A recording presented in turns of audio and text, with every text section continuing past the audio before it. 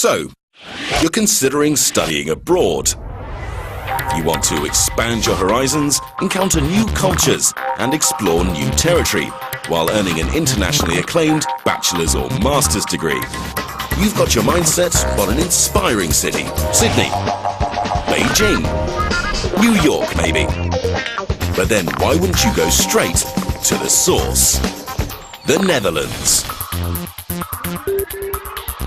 What? The Netherlands, inhabited with, on average, the tallest people in the world. If you haven't heard much about them, it's probably because their motto seems to be, let's not pretend to be bigger than we are.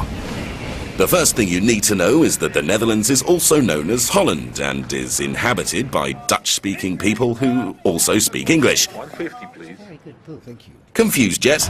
Well, the reason they speak English so well can be partly explained by the fact that they've been wandering all over the globe since the 16th century.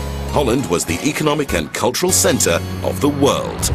They established a vast trading network, opened their first university in 1575, and even laid the foundations for contemporary New York City, which was called New Amsterdam back in those days. Curious? Let's take a closer look, shall we? Just who are these tall, internationally minded entrepreneurs living at the heart of Europe? At first sight, the Dutch are uncomplicated, but in a rather complicated way. Johan Cruyff, their most famous soccer player, once said, "Every disadvantage has its advantage." He managed to bring soccer to a whole new philosophical level. This remarkable, say, out-of-the-box approach to analysing and solving problems is something they put to good use in the 14 research universities and 40 universities of applied sciences around the country. The Dutch democracy is home to over 190 different nationalities, living in its many cities and villages. One has to admit that the Dutch are generally open-minded, freedom-loving and tolerant towards foreigners. All told, the Dutch take a very broad view of life, at least in their mind, because their tiny homeland measures only 300 kilometers from north to south and 170 kilometers from east to west. Still, even though the country only covers a 0.008% of the Earth's surface, they have the 16th largest economy in the world. That must be the reason why they drink 136 liters of coffee a year, making you wonder if they ever sleep. Because 2/3 of their country lies precariously below sea level, the Dutch long ago developed a survival through consensus concept that is now commonly known as the polder model. Within this concept, people from all walks of life are encouraged to contribute their opinion when it comes to national problem solving. This philosophy has served them well in holding back the sea. They turned into supreme masters of just about anything connected with water. Their 17,000 kilometers of dikes have approximately the same length as the Great Wall of China.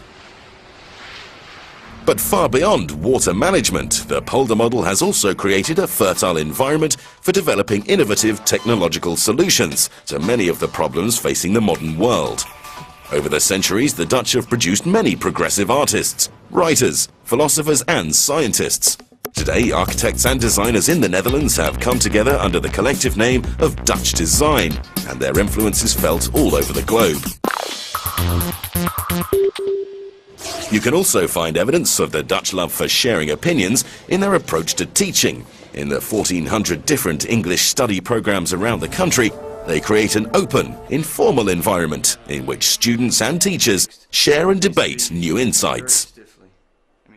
For the Dutch, it's much better to debate a question without settling it than to settle a question without debating it. Dutch academics have established a reputation in a range of scientific disciplines, such as nanotechnology, renewable energy, medicine, water management and architecture. The country's higher education programs offer great diversity, high-quality education and excellent research opportunities in an international environment. Dutch researchers are among the most productive in the world, which helps make Holland one of the best-performing countries worldwide. So, on the downside, you'll be spending this next period of your life on a bike in a flat country below sea level. But on the upside, you'll be inspired by great culture and intellectual challenges. and you'll return home with a high-quality international bachelor's, master's or PhD degree in your pocket. So I would almost say, if it ain't Dutch, it ain't much.